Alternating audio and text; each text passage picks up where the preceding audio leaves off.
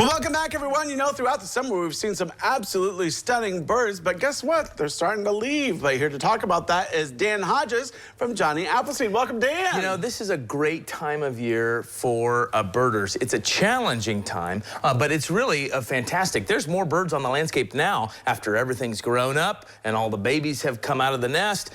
There's more birds on the landscape now than there was maybe in the spring. The difference is these birds, instead of trying to advertise their presence and sing and have beautiful clothes on and all that sort of stuff, now they're focused on building fat reserves, a lot of them for migration. And so some of these birds are traveling thousands of miles from up in the boreal regions of Canada.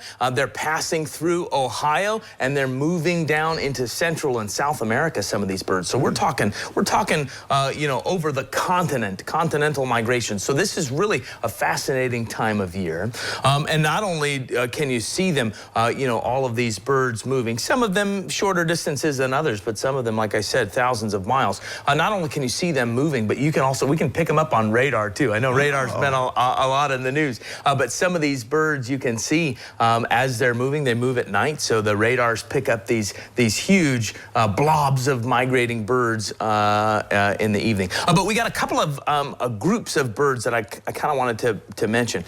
Some of them are our long-distance migrants. I got a rose-breasted grosbeak and a Nashville warbler here. These mounts aren't that great, so look at the pictures instead of the mounts. But these birds are traveling incredible distances. Often they're much more drab than they were in the spring, so a lot of the warblers, which used to be yellow and brightly colored, they're now more subdued, and they're not singing to attract their presence. So birding is more challenging in the fall, but these are moving through right now.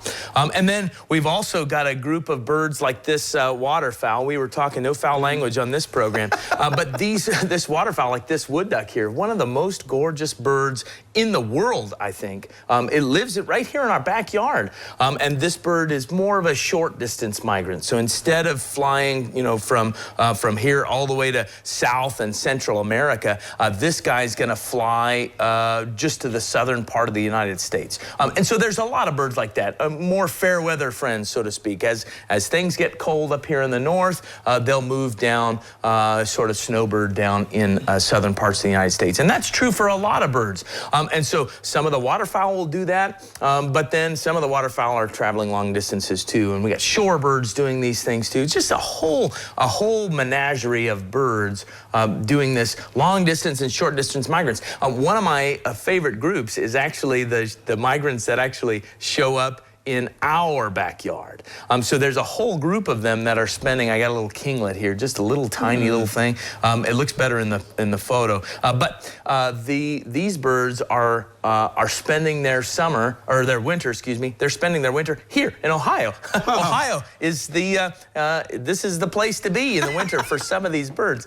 So it's really fascinating. We get a whole suite of birds in the winter that we didn't have maybe all summer long. And then of course there's our resident birds too, right? The cardinal and the blue jay. These are birds that stick around all year round. So we've got a whole menagerie of birds. Some of them flying away for a long time. Some of them showing up for the winter.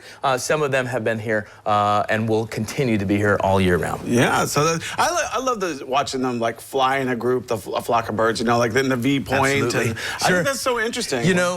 When you see some of those birds in that V, usually if you look at that V, one leg is longer than the other. You want to know why? Why? It's because there's more birds on that side.